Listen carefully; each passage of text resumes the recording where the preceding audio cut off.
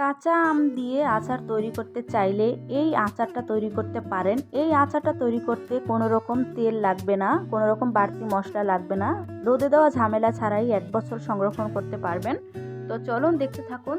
থাকবে আজকে ভিডিওতে টিপস কিভাবে আচার সংরক্ষণ করতে পারবেন 1 বছর ধরে। তো এখানে আমি শুরুতে নিয়েছি 1/2 কেজি আম। তো আমগুলো নেবেন একটু পরিপাক্য, মানে আমগুলো যেন একটু পোক্ত টাইপের হয়, ওই আমটা নেবেন। তো এখন আমি আমগুলা খোসা ছাড়িয়ে নেব। ভিডিওটা স্কিপ করবেন না, তাহলে বুঝতে পারবেন না যে আমি ভিডিওতে কিভাবে আমি আমের রেসিপিটা তৈরি করছি আর 1 বছর কিভাবে থাকবে, ওই টিপসগুলো মিস করে যাবেন। তো আশা করি বুঝতে পেরেছেন। আর ভিডিওটা শুরুতেই বলবো একটা লাইক দিয়ে কন্টিনিউ করবেন। তো আমি অফ ক্যামেরায় সব আমের খোসাগুলো ছাড়িয়ে নেব। সব তো দেখানো যায় না, ভিডিওটা অনেক বড় হয়ে যাবে আর বড় ভিডিও আপনারা দেখতে চান না। তো আমার কিন্তু আমগুলোর খোসা ছাড়ানো হয়ে গেছে। এই আমগুলো আমি কিন্তু ধুয়ে একদম টিস্যু পেপার দিয়ে ভালো করে মুছে নিয়েছি। ওইটা স্কিপ হয়ে গেছে, দেখানো যায় নাই। তো এখানে কিন্তু আমে কোনো রকম পানি থাকা চলবে না। আমগুলো এমনভাবে মুছবেন যে কোনো রকম আমের গায়ে যেন এক ফোঁটাও পানি না থাকে। দেখুন, আপনারা দেখলে বুঝতে পারবেন যে কোনো রকম পানি নেই। তো এগুলো আমি এখন অফ ক্যামেরায় কেটে নেব স্লাইস করে। আপনারা তো দেখলেই বুঝতে পারবেন যে আমি কিভাবে কেটেছি। এই আমগুলো একটু মোটা রাখবেন, বেশি পাতলা রাখবেন না, তাহলে কিন্তু আচারটা ভালো হবে না, গলে যাবে আর ভেঙে যাবে। একদম আপনারা ভালো করে ভিডিওটা খেয়াল করবেন আমি কিভাবে ভিডিওটা তৈরি করি। তো দেখলে আপনাদের কাছে আশা করি ভিডিওটা ভালো লাগবে। তো এভাবে আমের আমি যে বড়া বলে নাকি বিচি, ওটা ফেলে দিয়েছি। তো এখানে আমি একটা বলে তুলে নেব। তো এখানে আমি 1/2 কেজি আমের জন্য এখানে আমি 1.5 কাপ চিনি দিয়েছি। 1.5 কাপ চিনি যথেষ্ট। আপনারা যদি চিনির পরিমাণটা বাড়িয়ে দিতে চান আরও দিতে পারেন, সমস্যা নেই। তো সুন্দর একটা ব্যালেন্স আসার জন্য এখানে দিয়ে দিলাম লবণ। তো এখন আমি লবণ আর চিনি দিয়ে ভালো করে মিক্স করে নেব। এখানে কোনো রকম পানি অ্যাড করবেন না, চিনি থেকে এমনি গলে পানি বের হয়ে যাবে। যারা এই পর্যন্ত ভিডিওটা দেখে আসছেন এখনও লাইক দিতে ভুলে গেছেন, প্লিজ লাইক দিয়ে ভিডিওটা সুন্দর একটা কমেন্ট করবেন।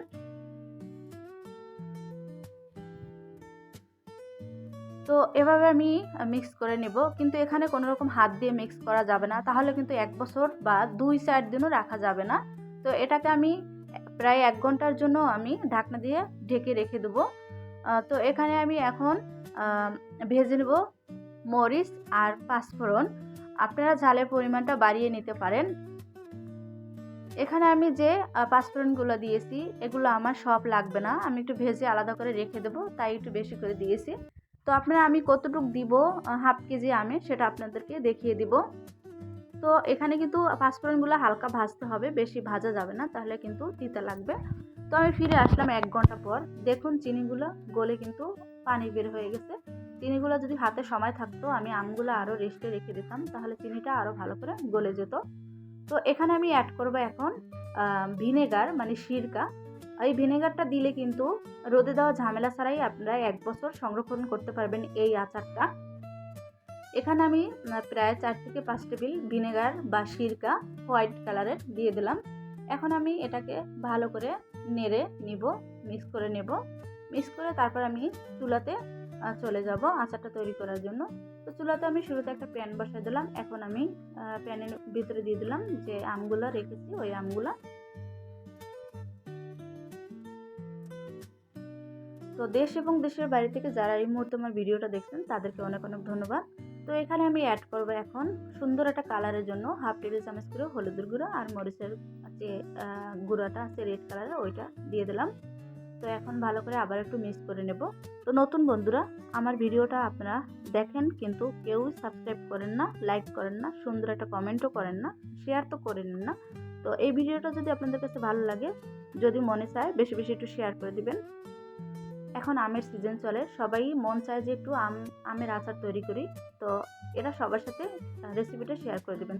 তো ঢাকনা দিয়ে আমি একটু ঢেকে দিব, আমগুলো যেন ভালো করে একটু সেদ্ধ হয়। তো আমগুলো একটু আমি নেড়ে দেব। আর একটা কথা, এই আমগুলো কিন্তু কোনো রকম বেশি নাড়া দিবেন না, বেশি নাড়তে গেলে কিন্তু আমগুলো একদম ভেঙে যাবে। আর এই পর্যায়ে চুলার হিটটা মিডিয়াম টু লো হিটে রাখবেন। আর এখানে কোনো রকম এই আমের ভিতরে হাত লাগানো যাবে না, তাহলে আমগুলো কিন্তু থাকবে না। যেহেতু এই আমগুলো রোদে দেওয়ার দরকার নেই। আর যদি আপনি প্রয়োজন মনে করেন যে একটু রোদ দিলে ভালো হয়, তাহলে আপনারা একটু রোদ দিতে পারেন, কোনো সমস্যা নেই। তো আবার একটু ঢাকনা দিয়ে ঢেকে দিলাম। এখন ঢাকনা তুলে দেখুন কতটা একদম পারফেক্ট সেদ্ধ হয়ে গেছে। তো আমি এখানে কিন্তু আমগুলো একটু রসালো রসালো ভাব রাখবো, মানে পানিটা একদম চিনির শুকাবো না, কারণ যখন ঠান্ডা হয়ে যাবে তখন কিন্তু আমগুলো শক্ত হয়ে যাবে। যদি বেশি শুকাতে যাই তাহলে ক্যারামেল টাইপের হয়ে যাবে। তো এখানে অ্যাড করব আমি যে ভেজে রেখেছি পাঁচফোড়ন আর মরিচ, এটা আমি অফ ক্যামেরায় গুঁড়ো করে নিয়েছি। তো আমি এখানে 3 টেবিল চামচ দিয়েছি, বেশি দিই নেই। তো এখন কিন্তু আমার আচারগুলো হয়ে গেছে, আর আমি শুকাবো না, তাহলে একদম আচারটা শক্ত হয়ে ক্যারামেলের মতো হয়ে যাবে। তো এখন আমি এটাকে নামিয়ে নিব। আপনাদের হাতে যদি সময় থাকে আপনারা একটু রেস্টে রেখে তারপরে ঠান্ডা করে তারপরে সার্ভ করবেন, তাহলে দেখবেন কালারটা সুন্দর হয়েছে। কিন্তু আমার হাতে সময় ছিল না, তাই আমি আপনাদেরকে দেখিয়ে দিলাম। তো আমার ভিডিওটা যদি আপনাদের কাছে ভালো লাগে অবশ্যই বেশি বেশি শেয়ার করবেন আর সবার কাছে পৌঁছে দিবেন। তো দেখা হবে নতুন কোনো ভিডিও নিয়ে। আর আমার চ্যানেলে সবসময় আমি সহজ রেসিপি দিয়ে থাকি, চাইলে আপনারা চ্যানেলটা ভিজিট করতে পারেন। তো সবাই ভালো থাকবেন, সুস্থ থাকবেন। আর আমার আচারটা কেমন হয়েছে অবশ্যই কমেন্টে জানাবেন। আপনাদের সুন্দর একটা কমেন্টের মূল্যবান মতামতে আমাদের ভিডিও বানাতে আগ্রহী জাগে। দেখুন কতটা লোভনীয়। তো ভালো থাকবেন, সুস্থ থাকবেন। দেখা হবে নতুন কোনো ভিডিও নিয়ে।